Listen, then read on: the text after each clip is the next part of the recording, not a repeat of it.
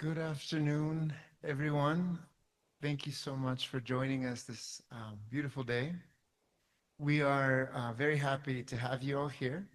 My name is Julian Estrada. I'm the curator of public programs, and I'm going to give a quick introduction and welcome before passing on the microphone to Lisa Knudsen, who will introduce our esteemed guest today. Um, we are here really in honor of the exhibit across the way here, Entangled Cultures, how humans and microbes co-create through fermentation. And if you haven't seen it, we invite you to explore that afterwards. It's curated by Tony Gentili, who is here with us, our curator of exhibits at the museum. And it's a really amazing, small but mighty, powerful exhibit that takes us across time and space.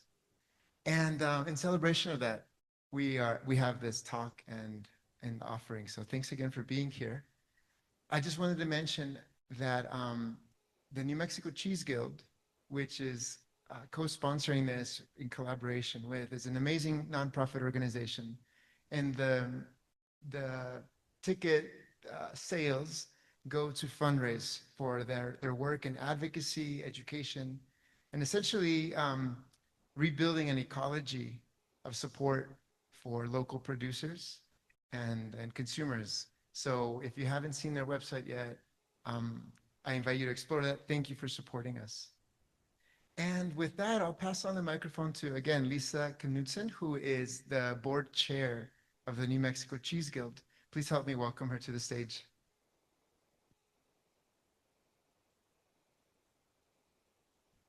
Thank you so much for being here. Again, my name is Lissa. I am actually transitioning out of my role as board president into the acting executive director of the New Mexico Cheese Guild. We are a small but mighty but growing nonprofit organization, as Julian just mentioned, whose primary goal is to support local makers, but in doing that, also to support the the growth of understanding amongst consumers here in New Mexico about the differences between small batch artisan products, food products, specifically cheese ones, and also industrial production and food systems related to that. Just a couple things that we're doing right now. We have a goat cheese bloomy rind cheese making class that's coming up on May 16th and 17th. We have a wonderful partnership with Street Food Institute. They have a beautiful new commissary kitchen at 4th and Borellis. And so they allow us to use their demo kitchen. It's very high tech, meets all safety standards, and it's a wonderful space in order to learn how to make cheese. So if you'd like to join us, it's a 2-day class because you have to let the microbes and the milk do their thing overnight. You can't move it that quickly. So it's 10 to 3 on the first day and 10 to 12 on the second day. We have this event that we're so grateful that you're here. Thank you for purchasing tickets. 100% of your ticket is going to support the New Mexico Cheese Guild. Thank you very much to Maxwell Museum for giving us the space, for letting us collaborate and tag on with their Entangled Cultures exhibit, and for not, taking a cut of your tickets, because we appreciate it. Every little dollar counts.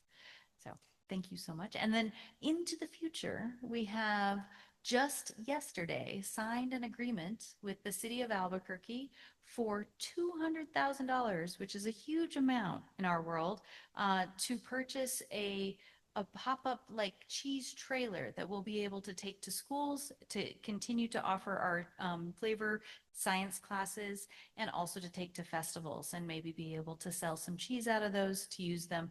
Again, if we take the show on the road and we want to teach a cheese making class off-site outside of street food, it'll now be up to standards for that too.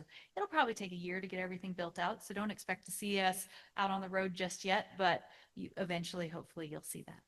So now let me get to the speaker who I am so excited has joined us today all the way from Vermont, flew in yesterday. We'll be here just for this talk, and then we'll be flying out tomorrow. And I am so just thrilled. I brought up his two books, by the way. The American Farmstead Cheese is one of the older books, but I want to let you all know that this book is the seminal, original, like quintessential book that was used in, honestly, in the American Cheese Society. We have the equivalent of a sommelier for cheese. We call it the Certified Cheese Professional, which I was honored to receive last year. And I would say that 75% of all the questions to this day are coming out of Paul's book. So it is this wonderful collaboration of science and culture and practice. And it's an amazing text. And then most recently, and related to what we're doing today, is the cheese and culture text that Paul wrote. And this is really the only guide in the United States about how cheese and culture come together. So we're just honored that Paul came all this way in order to be with us. He is the expert, and we get to have that here in New Mexico, which doesn't always happen. Sometimes I think we're off the beaten path, or at least other people in the rest of the country think of us that way. But I feel like this is an amazing opportunity, and we're so honored to have Paul. So thank you so much, Paul, for agreeing to be here. I can't wait to hear everything you have to talk about, and welcome on up.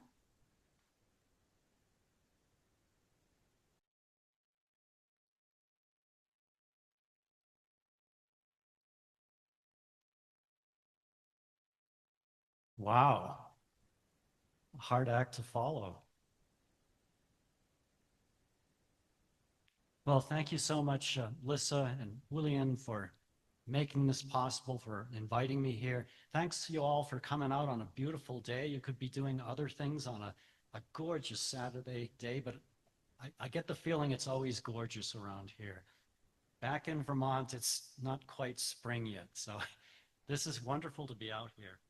I do have a little bit of an allergy, so I will give you fair warning. I have the handkerchief out from time to time, maybe. I'm not crying, or if I am crying, it's out of joy.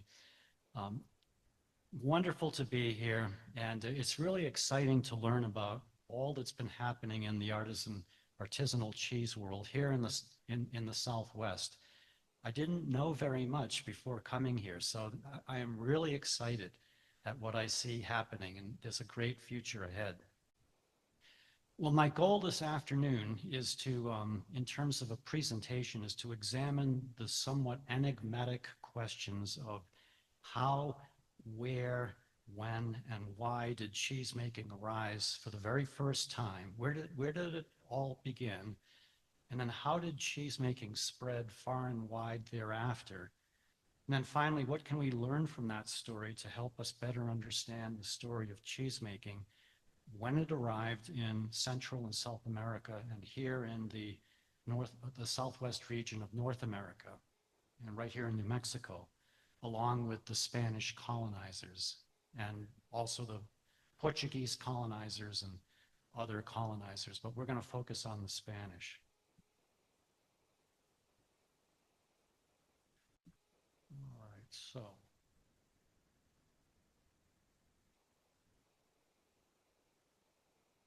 I seem to be locked into place. What did I do?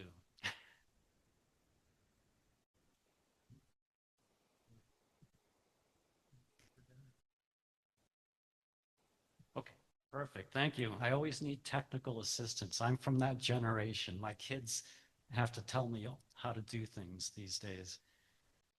So let's start at the beginning. And one of the first questions that we have to address is, did cheesemaking have a single birthplace from which it then spread out in all four directions? Or did cheesemaking originate in more than one place at more than one time, popped up here and there and over the course of time? Well, the evidence to date, I think, is pretty substantial at this point, can always change, but I believe supports the view that the making of cheese, which had to follow on the heels of the harvesting of milk first, you need milk to make cheese, had a single point of origin in the Fertile Crescent region of Southwest Asia at the start of the Neolithic age, around 11,000 years ago.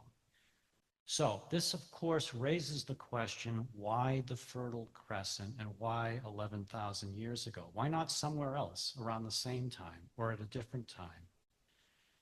Well, the more I investigated the evidential base and the deeper I got into the weeds, the stronger became the argument that there was indeed a single point of origin, primary point of origin.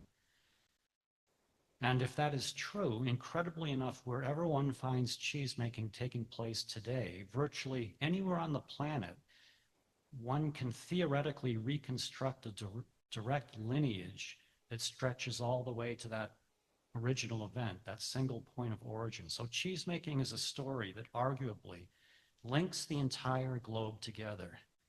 And that's a perspective that I want to try and develop as we go on, links us all together. So how do we make sense out of this story? Well, my approach to any question pertaining to cheese history, I'm not a historian, I'm a cheese scientist. But my approach is always to look at the transdisciplinary evidential base, which you have to look at all these different areas of scholarship and knit them together to create a story, but look at it through the lens of dairy and cheese science, cheese technology, the life of the cheesemaker. And the rationale being that every cheesemaker, irrespective of place or time or technology or even scale production, every cheesemaker faces a common set of requirements that must be satisfied in order for cheesemaking to take place. And if these prerequisites are not satisfied, there will be no cheesemaking in that region until they are satisfied. Now, let me be clear about this. To reconstruct the full story of cheesemaking, the history of cheese, one needs to look at that history through a very wide range of transdisciplinary perspectives. And my cheese science perspective is not the full story by any means, but it's a necessary component of the story. And again, I think it's a useful lens and a good starting point to try and reconstruct that story. So applying this train of thinking, I would hypothesize there were at least 6 essential prerequisites that needed to be satisfied before cheesemaking could have been brought into practice for the first time in that particular region where cheesemaking arose. 5 of these prerequisites are based strictly on considerations of dairy and cheese science, as well as cheesemaking practicality, whereas the 6th is based on archaeoanthropology. So let's take a look at these 6 proposed prerequisites one by one before we talk about the origin of cheesemaking in more detail.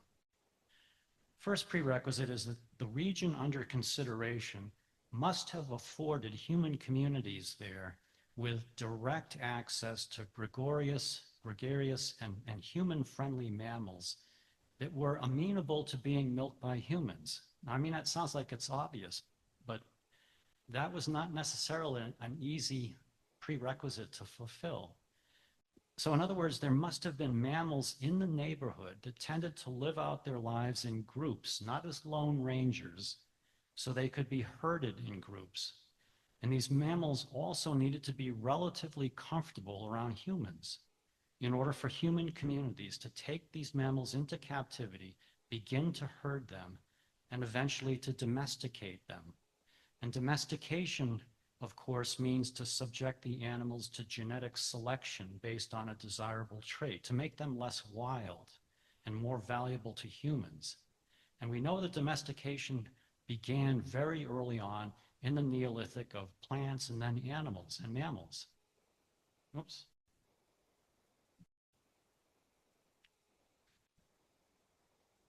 So this genetic selection process in turn requires the manipulation of the animal's breeding cycle, which in turn would have required Neolithic herders to oversee the conception, the birthing, the suckling, and the weaning processes of their animals in captivity. Now, presumably, this must in turn have focused the attention of these herders domesticating mammals on human milk production, because human babies must also go through this process of conception, birthing, suckling, and weaning. And therefore, it seems plausible that these Neolithic herders were then able to make the quantum leap needed to envision that their lactating animals, which were, again, being domesticated, might serve as a source of milk to supplement mom's milk in the feeding of her toddler, who was not quite yet ready to be weaned.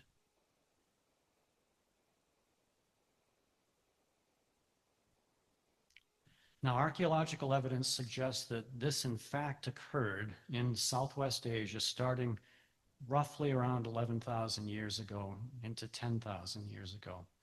And we know that the Fertile Crescent region at the dawn of the Neolithic, at the same time period, also underwent a dramatic rise in human birth rates. Specifically, in the late Paleolithic, just before the Neolithic, the typical hunter-forager woman gave birth to an average of 4 or 5 children over the course of her reproductive life. However, by the early Neolithic, which is a blink of an eye in terms of historical time frame, by the early Neolithic, fertility rates increased to 10 children per woman over her reproductive lifetime, doubled. And this in turn placed enormous stress on mom's milk-producing capacity, because Neolithic women typically nurse their infants for 2 to 3 years before weaning. And this is all based on archaeological inferences. And the increased birth rate now meant that Neolithic moms were still nursing their previous child when the next one is born.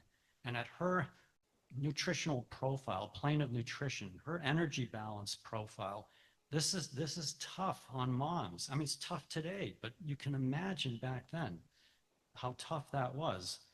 So it's not surprising that the animal milk coming from their domesticated mammals very quickly, once dairying and cheesemaking began, came to be viewed as sacred, as like this miraculous gift of nature that afforded a tremendous survival advantage, both for mom as she nursed the newborn infant, and for her toddler who's moving towards the weaning stage. It was a win-win proposition. So the bottom line is that the domestication of gregarious, human-friendly mammals opened the door to the origin of dairying, which then opened the door to cheesemaking for the first time. However, the herding and domestication of mammals, while opening the door, was not sufficient to then give rise to dairying or cheesemaking in actual practice. Why? Because different mammalian species produce dramatically different volumes of milk. For example, some mammals that have been domesticated in the Neolithic produce very concentrated milk in very small volumes. Others produce less concentrated milk, but in much greater volumes. Therefore, the specific mammals that were taken into captivity and domesticated by these Neolithic communities in the region of interest must have also produced large enough volumes of milk to render the harvesting of that milk practical, worthwhile. And ultimately, the volumes harvested needed to be large enough to make cheesemaking feasible as a subsistence strategy. Not all mammals, again, produce such large volumes of milk. So, for example, in some regions of the globe, mammalian species were brought into captivity. They were domesticated early in the Neolithic, but those species produced less than, say, an ounce of milk per milking on average. Now, you cheesemakers can correct me if I'm wrong, but it seems unlikely that less than an ounce of milk per milking, or less than 2 ounces per day, would be sufficiently attractive to incentivize those Neolithic herders to implement and perfect all that it would take to harvest this tiny amount of milk from each animal, and then to pool the milk from however many animals it would take to have enough milk necessary to make cheesemaking practical. I mean, it doesn't make sense as a subsistence strategy worth pursuing. So I would argue that these Neolithic communities, even though they were actively domesticating their locally accessible, human-friendly mammals, great animals, wonderful. but they were not likely candidates for developing cheesemaking or dairying and then cheesemaking. And in fact, we know of cases where they did do all this, but didn't develop a cheesemaking or a dairying, even a dairying industry. And I'll talk about that towards the end of the presentation when we talk about the Americas. But beyond having access to these human-friendly mammals that can be herded and domesticated and which produce adequate amounts of milk, volumes of milk, a further prerequisite is that the milk from those animals must have had a suitable chemistry that enabled the milk to what we call coagulate, and coagulate in a peculiar manner that allows the whey to readily separate from the curds. And not all mammals produce milk that coagulates in this manner. Therefore, cheesemaking will not occur unless the milk possesses the necessary chemical to coagulate. Because coagulation, if you read American farmstead cheese that Lissa just talked about, coagulation is the irreplaceable first step in cheesemaking. And if coagulation fails to take place, there's no cheese. I mean, it's as simple as that. Now, we do have examples in history or prehistory of communities that domesticated mammals. They harvested milk from those mammals, even though that milk was not able to coagulate, didn't have the right chemistry.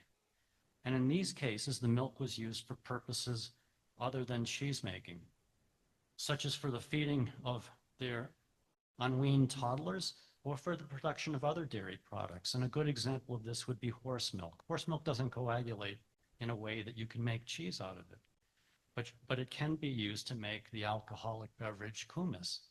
And kumis became a revered fermented beverage from horse milk and still is revered. And that product goes back 5,000 years or so. But they didn't make cheese out of it because they couldn't. Okay, a fourth proposed prerequisite has to do with ambient temperature conditions that were necessary for the milk that had been harvested to coagulate spontaneously. I highlight the word spontaneously.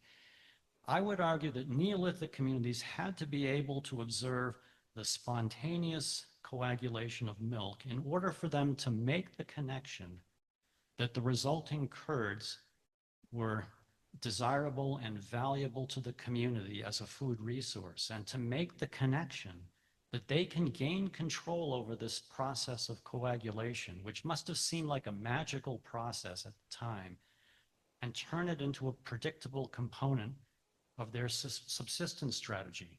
So they had to first witness coagulation in order to make these connections.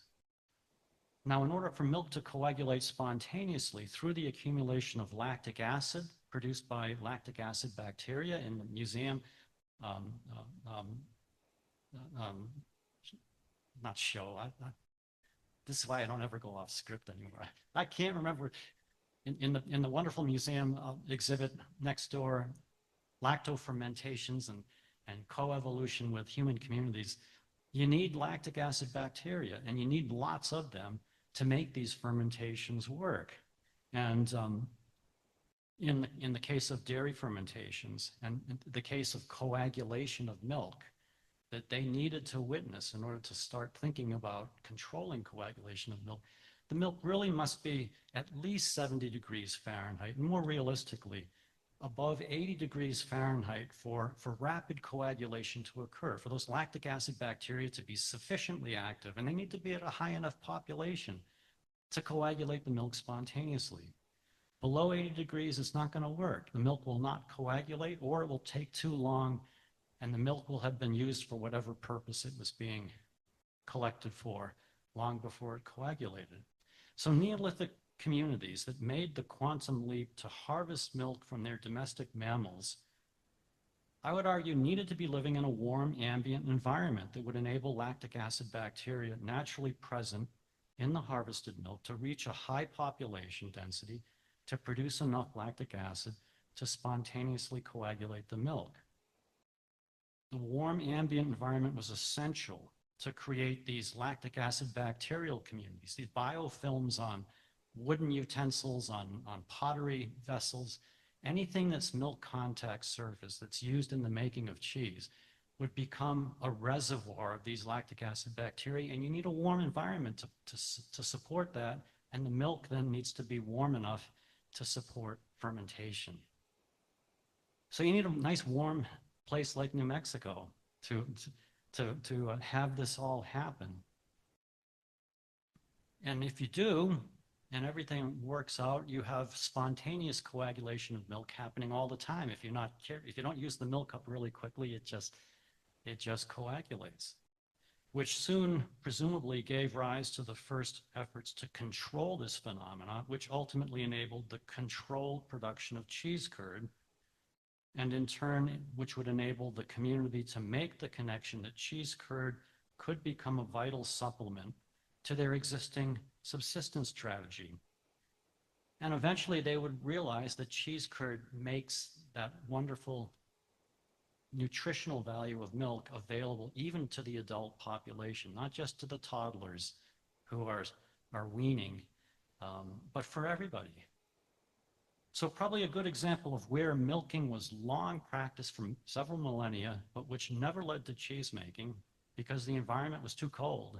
I think it was too cold. A lot of the reindeer herders of the Arctic tundra, although they had long milked reindeer starting something like 3000 BC, these herders didn't begin to practice cheese making for until a few millennia later, when they learned cheese-making technology from pastoralists on the steppe who had learned and acquired cheese-making technology millennia earlier from ultimately the Fertile Crescent region. And it had made its way to the steppe, and from the steppe it then was culturally assimilated by the reindeer herders around 1000 BC. And they began to make cheese. And I've never had it. I hear it's pretty good. But you certainly can make cheese out of reindeer milk, but you have to know that milk can coagulate before you can start controlling the coagulation process. So they didn't start producing cheese independently. They had to learn the technique and culturally assimilate it from elsewhere. Moving on, the fifth proposed condition is really based on practical considerations relating to the life of the cheesemaker.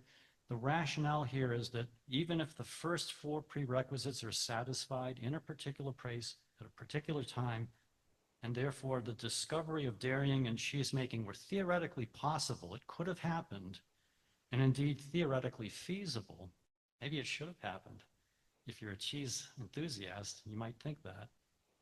But the Neolithic herders in that particular region might very well have lacked the incentive to explore the opportunities afforded by dairying and cheesemaking if the community already possessed a very successful and secure subsistence strategy that offered robust food security. So in other words, I would argue that dairying and cheesemaking would likely have only arisen among communities that were living in an environment that carried a high enough risk to survival to make all the work involved in dairying and cheesemaking an attractive value proposition as a subsistence strategy for the community. They had to have a need for making and adding additional elements to their subsistence strategy. In contrast, in regions of the globe during the Neolithic that consisted of agriculturally lush environments that provided a high degree of food security through crop cultivation alone, if that were the case, they were not strong candidates for the origin of dairying and cheesemaking. And a good example of this, I believe, is the eastern region of China. This region was one of the earliest birthplaces of agriculture during the Neolithic. And it's a very fertile agricultural region. It gave rise to one of humanity's earliest great civilization, very high population densities. Crop cultivation supported human communities abundantly. And it's always been a highly populated area. And yet, and these communities never pursued dairying and then cheesemaking, even though they could have. because the archaeological record indicates that cattle, water buffalo, humpback cattle, were domesticated in China very early in the Neolithic. They were domesticating these mammals. These mammals had the right milk. They had plenty of milk. Everything's in place. And they said, no, no, no, thank you. Why didn't they pursue this? And they also had domesticated sheep and goats. They had all the players in place to make it happen, and they said no. Why? Well, the preponderance of the evidence, in my view, from everything that I've read, suggests that during the Neolithic, from the very beginning, dairying and cheesemaking, again, were adopted in regions where dairy and cheese, served as supplements to their basic survival strategy, their subsistence strategy.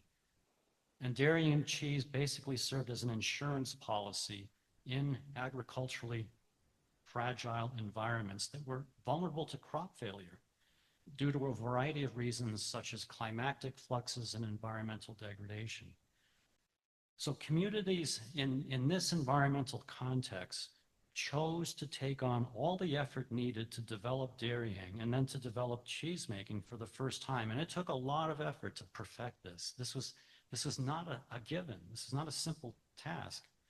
But they did so, I would argue, basically because they had to mitigate the significant risk that over-reliance upon crop production posed to their very survival. Now, in contrast, Neolithic Eastern China enjoyed this remarkable degree of food security through crop cultivation, crop production.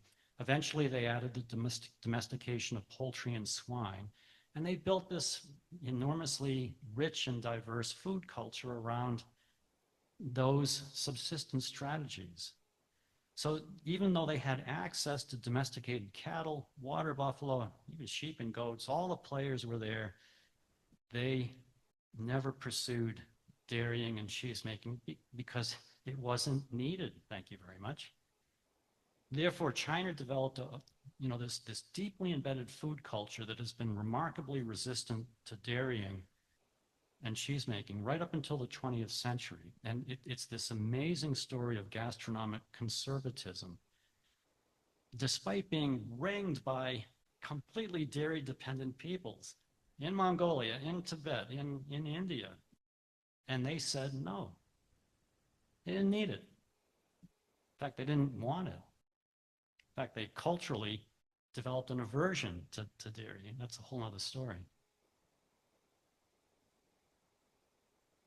Well, that brings me to my last prerequisite, which concerns the development of a spiritual acuity that supported complex imaginative capabilities. And this is an intriguing train of archaeoanthropological thinking that posits that a spiritually facilitated imagination was necessary for humanity to make the quantum leap, to make all the connections needed to progress from the Paleolithic hunter-forager age to the Neolithic age and the ultimate development of dairying and cheesemaking. That was a quantum leap, and it changed the world forever. It changed humanity forever.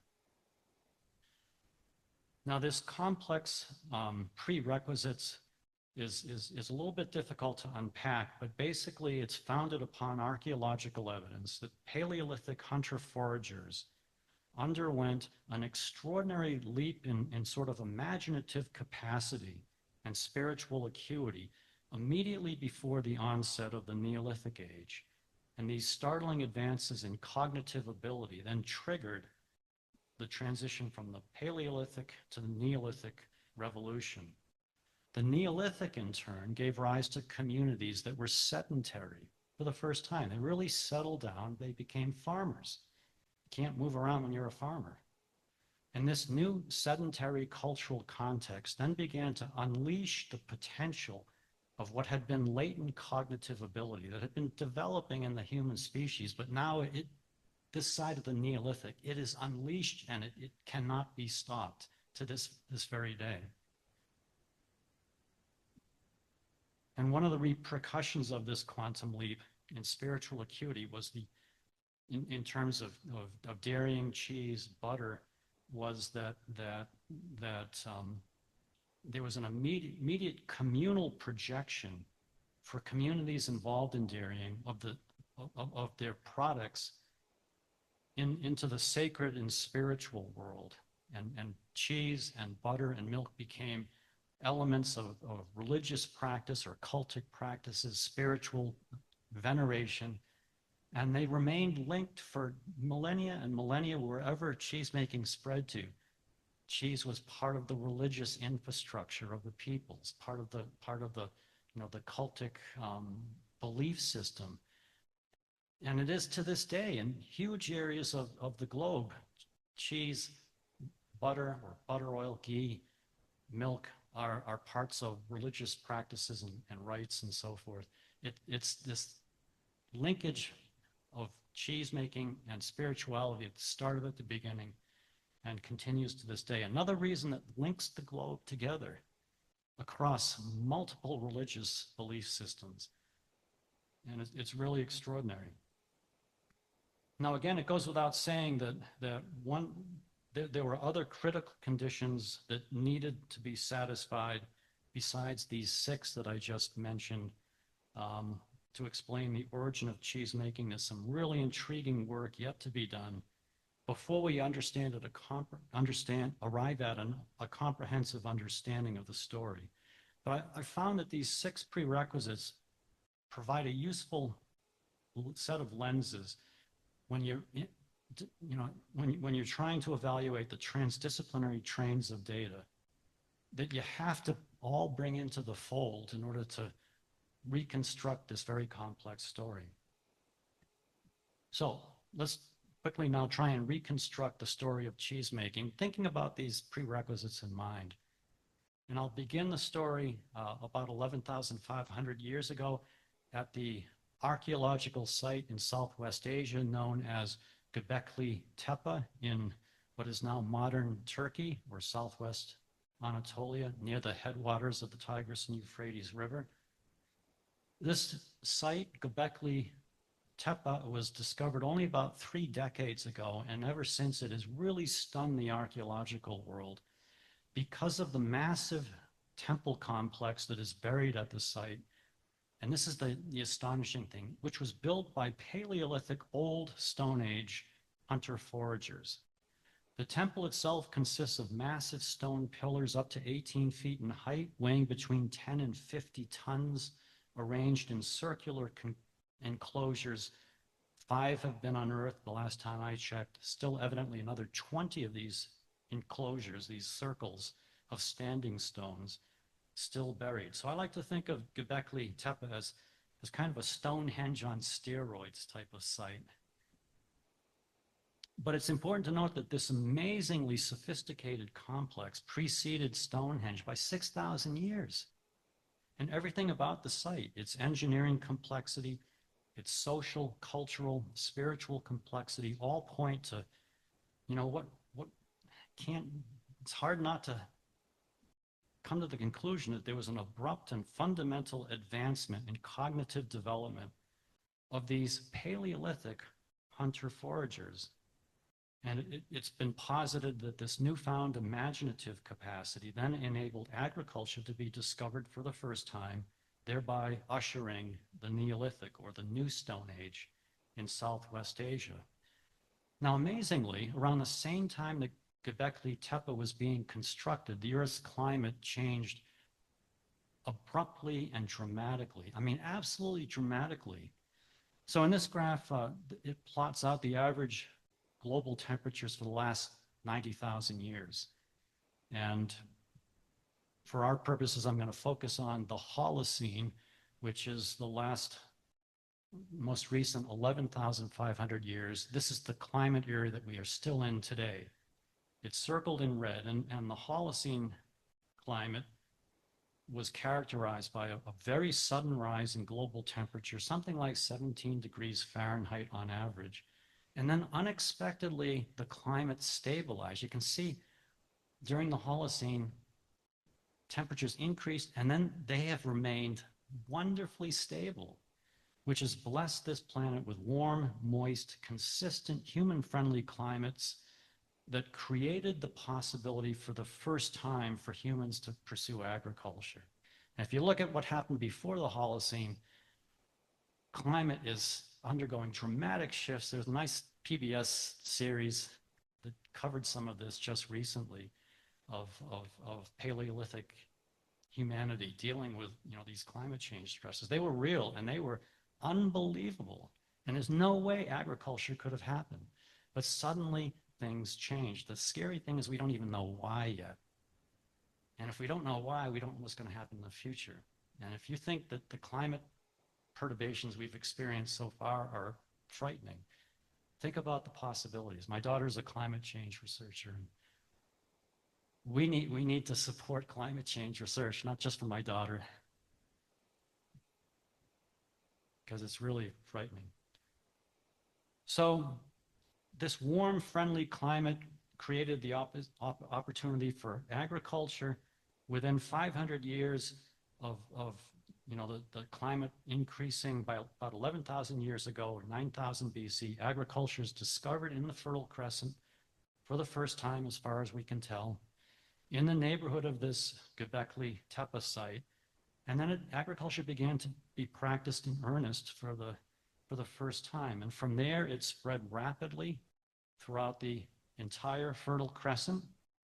The first experimentation with agriculture involved cultivation and then domestication of crops around 9,000 BC. Within 500 years, a blink of an eye, there were livestock being herded and domesticated, sheep and goats first, then cows or cattle.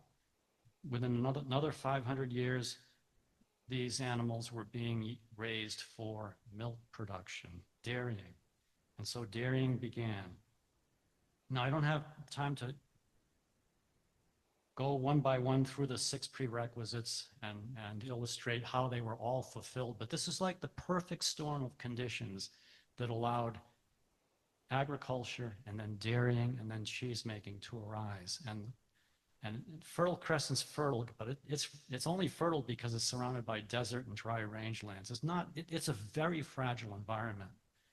So once agriculture began and dairying, cheesemaking began, it was an incredibly successful subsistence strategy, and population increased really quickly, and pretty soon, by 7,000 BC, blink of an eye, a millennia, environmental collapse began to accrue. Deforestation, erosion, soil erosion, environmental degradation, and communities in the Fertile Crescent collapsed, and they began to migrate outwards in desperation. So there were a couple of migratory paths, in two different directions. To the southeast, cheesemakers, dairy farmers, mixed agriculturalists moved into basically the desert wastelands and dry rangelands, into Arabia, into Iran, Afghanistan, all the way to Pakistan, the Indus River Valley. And they moved into these regions where it was very hard to have crop production. And they basically became largely reliant on their animals, their dairy animals, who are very resilient and can make a living in the most inhospitable environments. And they're still there today, 500 million of them in many of these dry rangelands. But we're not going to talk about that. We're going to talk about the movement to the northwest out of the Fertile Crescent around 7,000 BC because of environmental catastrophe. And they moved up into the fertile region of the Anatolian Peninsula, what is now Turkey. And we're going to focus on this northwestern route because in Anatolia, these refugees from the Fertile Crescent took their mixed agricultural sedentary way of life, their farming way of life. They set up shop in Turkey, particularly in the western regions up near the Black Sea and Sea of Marmara, and thrived. And this is like the golden age of cheesemaking in the Neolithic. And all was well. And there's great archaeological evidence of a thriving dairy industry, and cows particularly became prominent up in that part of Turkey, of Anatolia. But the problem is there have been climactic fluxes even during the Holocene. I said that it's been really stable and human-friendly and benevolent, but we've had these little fluxes, little compared to what preceded it in the Pleistocene. But one of the largest fluxes occurred around 6200 BC. We call it the 6200 BC climate event. And during this climate event, which you can see at the arrow there, pointing up to that plunging temperature spike, this was the biggest climactic flux that we've had in the last 11,000 years. It was catastrophic. It's a little blip, but yet it wiped out human communities, including many of those in the Fertile Crescent region and Anatolia. And there's all kinds of archaeological evidence to indicate social collapse and then movement of peoples out of Turkey, out of Anatolia, and hence began a migration that would continue across both Europe and Asia that we'll look at. So because of short growing seasons, inability to raise crops, people desperately began to move into other directions, and they took their mixed agricultural way of life with them. You can follow this in the pottery record, in the animal bone distribution record, the archaeogenetic record. You can follow folks and where they went, and they were desperate. And there were sort of two migratory paths. One pathway indicated by the red arrow in the slide led north and eventually back into Asia. So they moved away from Turkey, they crossed the Aegean Sea into the Balkan Peninsula. One group went north up into the fringes, the northern fringes of the Black Sea. And they are the ones who are going to move eastwards relentlessly over the next several millennia and bring cheesemaking and dairying with them. The other pathway headed west in two different basic routes all the way to the Atlantic Ocean. This is going through Europe and bringing that way of life into Europe. And that's a whole different story. You have two completely different histories of cheese going east versus west, completely different. And we'll talk about the westward movement a little bit later, but we're going to focus on the eastward movement for the moment. So the eastward bound group of refugees trekked up to the westernmost shores of the Black Sea. They settled to the north along the forest-steppe interface. The steppe are grasslands that forests cannot grow in because of the environmental condition, rainfall, temperature condition, and so forth. And the steppes expand all the way to basically the Great Wall of China. So it's this sea of grass that covers Eurasia. And the northern boundary of the steppe is bordered by great forests of Russia, Siberia. So it's this marked environmental area between the steppe and the forest boundary where human communities were there. Paleolithic communities were there when these Neolithic migrants came up and set up shop just north of the Black Sea. And so these Neolithic migrants began farming. They were very successful in their community in the circled area in red there, and they did quite well.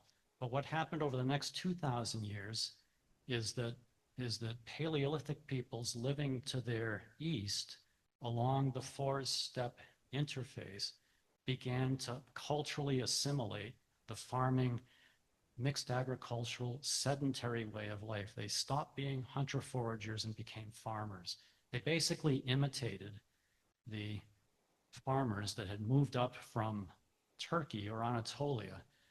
And now that type of subsistence strategy is spread much further eastwards, in this case through cultural diffusion.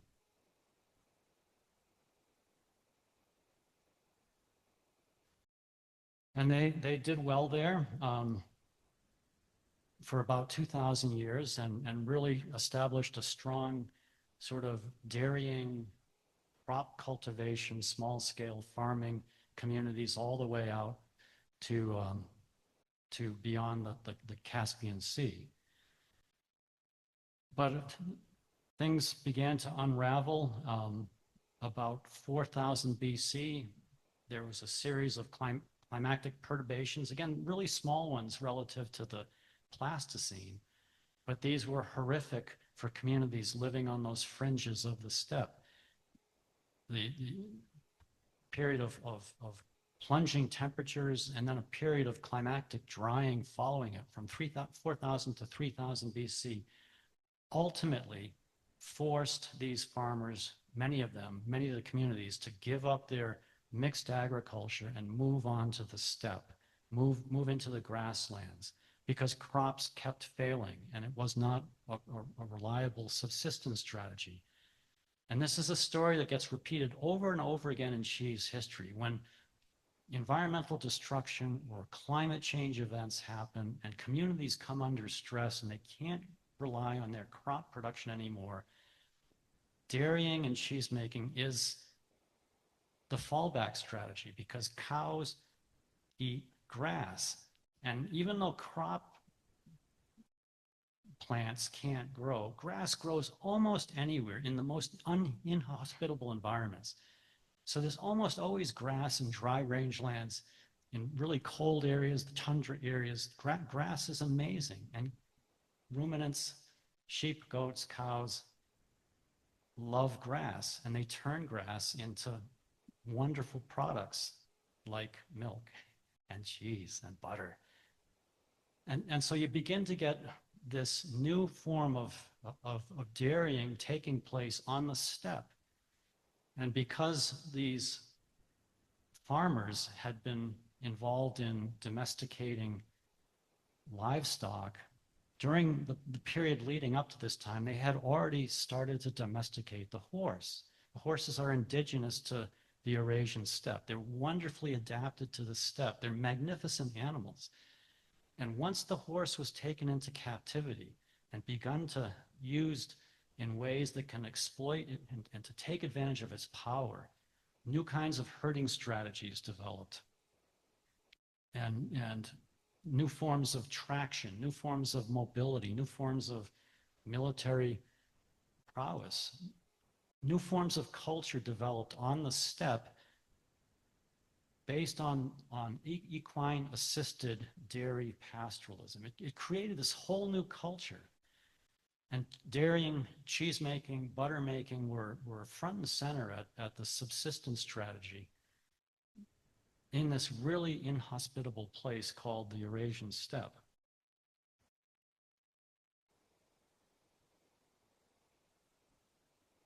So this then creates this movement of populations eastwards with their horses. About this time, the wheeled wagon is discovered. And so now you have a whole new way of following your herds of livestock on the steppe over large areas so that you don't overgraze the steppe with your herds. And they begin to develop an incredible capacity to steward the steppe grasses by moving the animals in a way that really duplicates what the old natural herds of animals that had been basically depopulated from ancient times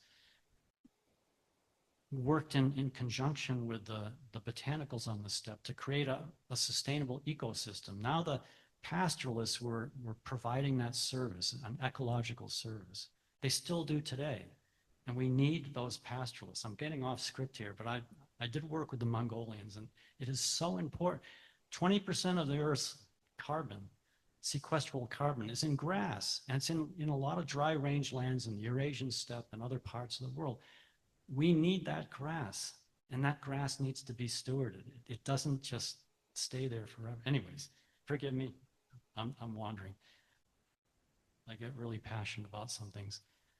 So the bottom line is that this dairy-based mobile pastoralism facilitated by horses, by equine mobility, causes migration over the next couple thousand years further east. There's also cultural migration.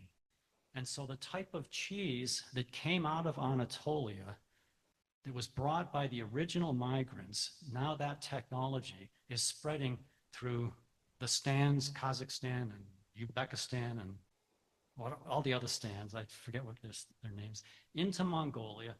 And then by 2000 BC up into the Tibetan plateau. And then down into what is now the Xinjiang region of China, Western China. And then eventually, 1500 BC, down through Iran and Afghanistan, in through Pakistan, into the Ganges River Valley of northern India, where these steppe pastoralists then form the basis of the great Hindu culture, and they bring that reverence and that sacred understanding of milk and dairy into India. They bring the cuisine, butter oil particularly, and cheese, and they bring the religious rites that use these dairy products, and that becomes embedded in Hinduism.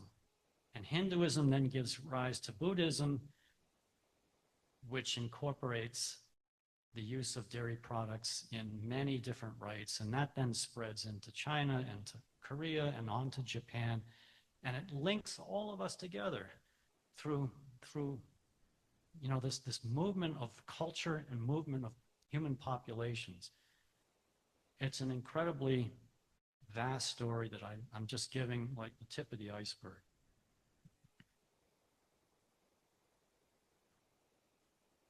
But oops. So what were the cheeses brought to this vast cultural area throughout much of Asia, and that started in Anatolia? Acid coagulated and acid heat coagulated cheeses. Acid coagulated cheeses, like we have examples of that back that Lissa will be guiding us through. Acid heat coagulated cheeses, think about paneer or queso blanco. I should ask you to get a queso blanco. Do you have one? Yeah. They're simple cheeses to make. They fit into that mobile pastoral lifestyle, and they can be dried, salted and dried, and they become indestructible. They are the most wonderful insurance policy against starvation. So here in Mongolia, these cheeses are made from 5 different species of milk, and then dried, salted and dried, stockpiled, and they become the insurance policy in the absolutely bitter winters there. It's a horrendous environment, but they found a way to live, and cheese is central. They're like the most dairy dependent peoples on the planet, and it works. And they are the stewards of our grasslands, and we got to support them. We ought to have, adopt a Mongolian family, herding family. There's so many needs out there.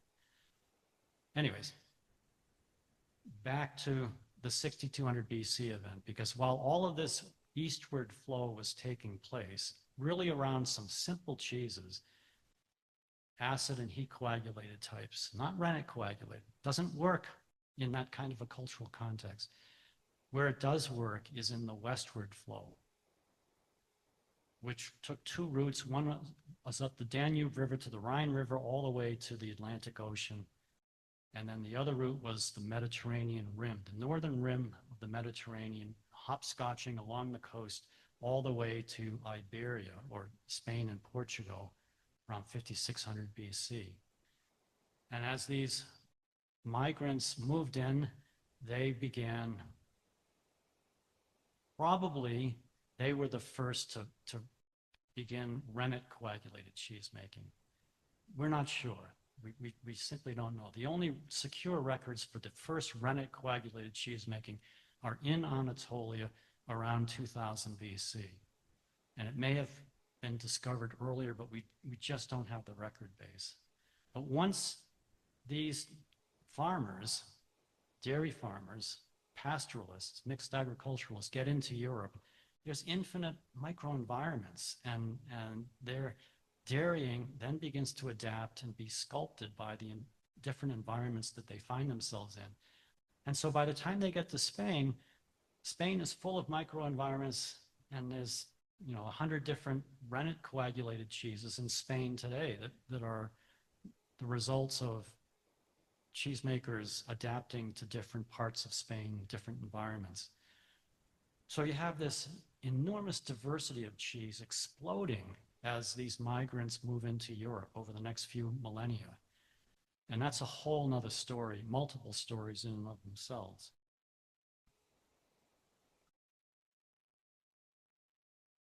But that brings us to the Spanish, and the Spanish eventually in the 16th century, 1500s, begin to colonize. And they come to the Americas. And they must have been shocked when they got here and came across incredibly sophisticated civilizations with incredibly successful and sophisticated agricultural systems in really fragile environments. But no dairying. There was nothing. As far as we can tell, there was never a mammal milked, certainly never a cheese made, as far as we know. And if any of you know of, can prove that wrong, publish it, because you'll become famous. But there wasn't anything here. Complete absence of dairying, cheese making, even though all along the spine of the Andes, for example, llamas and what were the forerunners of today's llamas and alpacas were domesticated really early on. They were revered by cultures, in the mountain areas. Their products were, extremely valuable to the economies, the cultures. They have magnificent fleece and fiber, their capacity as pack animals, their resilience in high altitude. I mean, they can live in places that I couldn't, which isn't saying much these days. I'm short of breath here in Albuquerque at 5,300 feet elevation, for crying out loud. I go to Denver and I'm half dead. Anyways, I just have a great admiration for these pack animals.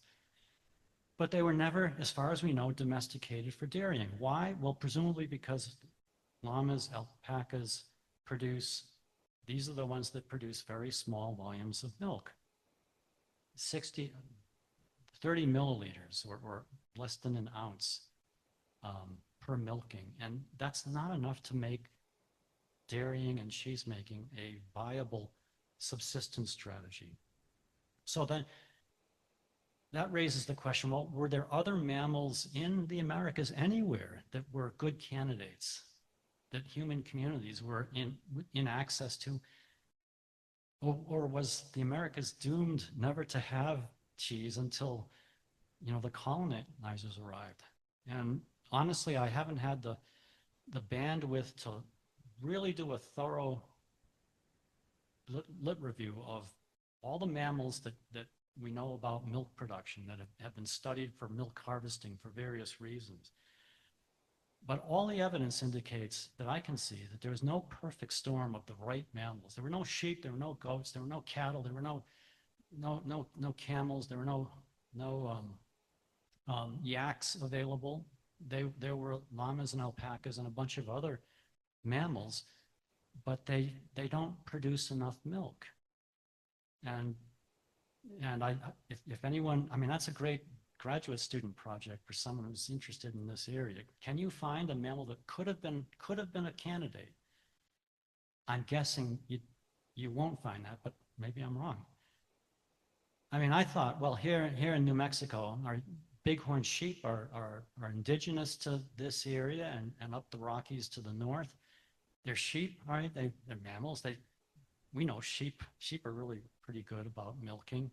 They're not as good as goats and not nearly as good as cows, but we have a sheep milk cheese here today, right? 2 of them, yeah. So what about these guys, bighorn sheep? Well, look in the literature, there are just a handful of studies about milk composition. There's nothing about milk volume. So I have no idea how much milk they produce or whether they're really skittish about being around humans, or whether they're lone rangers. I see them when I used to backpack in the Rockies. You'd see them in groups. So I think they're gregarious, but there's no record that I can see of the Pueblos, for example. They used to hunt them long before the Spanish came, but there's no evidence that they herded them, domesticated them, and certainly not milked them. And I asked the question why, and I go back to my 6 prerequisites, and probably there are other reasons as well. But as far as I can tell, there's nothing in this vast hemisphere in terms of dairying. And there's got to be a good reason, because the folks here were smart and they built civilizations that were incredible. And if it made sense, they would have done it. There's no question in my mind. So, one other point before we're just about out of time. We're probably out of time. When the Spanish colonizers came, and they brought their animals, there was tremendous environmental degradation. Sheep were a huge problem in all across South America, into Central America, and then up into the southwest of North America here. And the sheep primarily were used at the time of colonization for wool. Now, wool was the cash crop. It was in tremendous demand. It was very shippable. And so wool was being shipped all over the world, as the colonies developed their trade routes. And so to get the kind of quantities and scales of economies of scale, the sheep ranges would be 10,000 animals. And that's in Spain. They had worked for millennia with their particular environment. They figured out pretty much how to do that with as small an environmental footprint as possible. Not perfect, but it became sustainable in Spain. You try and do that here in Arizona or in Mexico, in a completely different world with a completely different set of people already there as farmers, and it was catastrophe. And it was a horrible time for the native peoples, and the cows weren't any better. The cattle that came in, and so it was a terrible story. Cheese making was part of that story here in the New World, but I'm guessing, and this is another great area for someone to do some work on, that the environmental footprint and the cultural destruction caused by the cheesemakers was like a blip on the radar screen compared to the very economically driven, cash crop driven cattle and sheep and enterprises. And I'm trying to say that cheesemakers, they were part of a lot of catastrophic problems. In the north where I'm at, our native peoples it was the dairy farmers who were in the woods on the frontier when their animals are eating away at the cornfields of native peoples and the squash fields. And so there's so much to be done. I'm not an anthropologist. Some of you folks are, or you're historians. Go to it. There's lots to be done. And then the last thing, and then we're done and can have some cheese. So I said there's like 100 rennet coagulated cheese, and then there's some acid and acid heat coagulated cheeses also in Spain today, sculpted over thousands of years in microenvironments in Spain. How diverse are the rennet coagulated cheeses in Mexico or in New Mexico as a result of colonization? Well, there are a few, and I think we have a few here today, but nothing like back in the old country. And the reason, almost certainly from a cheese technology standpoint, is that these rennet coagulated cheeses in Spain, again, were sculpted by the peculiar environmental conditions where they arose. And cheesemakers adapted to the environment to make these wonderful cheeses. Now, you go to a whole different world where the environmental landscape is completely different, and you try and make those same cheeses using the old recipes, it does not work. It can't work. And either you adapt and make something different, or you simply can't make those kinds of cheeses. And so I think what you see in a lot of Mexico and this part of North America, a lot of fresh cheeses, rennet coagulated fresh cheeses. But if you don't have the environment to support the aging process, and you don't have refrigeration and climate control, all the things we have today, you just can't make those cheeses. And so there's not a 300-year history of many of these cheeses, and nothing like the diversity back from Spain until now, when we have the New Mexico Cheese Guild resurrecting wonderful cheeses that couldn't be made here under the conditions that cheesemakers found themselves. So lots to think about, and that's all I have to say. And I just thank you for being here and listening, and let's enjoy some cheese.